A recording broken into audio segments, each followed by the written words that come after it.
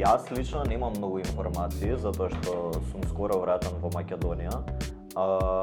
Меѓутоа, што носам со себе си се искуствата што ги имам соврено од низ Европа и можам да кажам дека институциите, посебно и како Министерството за култура на Словенија и така натаму, работат одлично.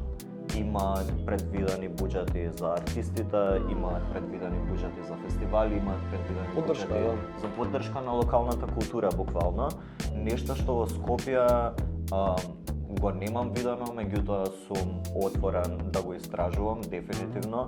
Да, верувам дека спонзорства, грантови, дали се европски, дали се за мобилити, etc. Мислам дека многу би помогнале во соработката помеѓу локалните, регионалните и интернационалните артисти. Нас тука не се потребни експорт бироа, потребна е меѓугранична соработка со секакви културни центри, со институции и едукација на истата тема. Затоа што многу често не знаат како да се дојде до сето ова младите кои што некако организираат локални настани слично.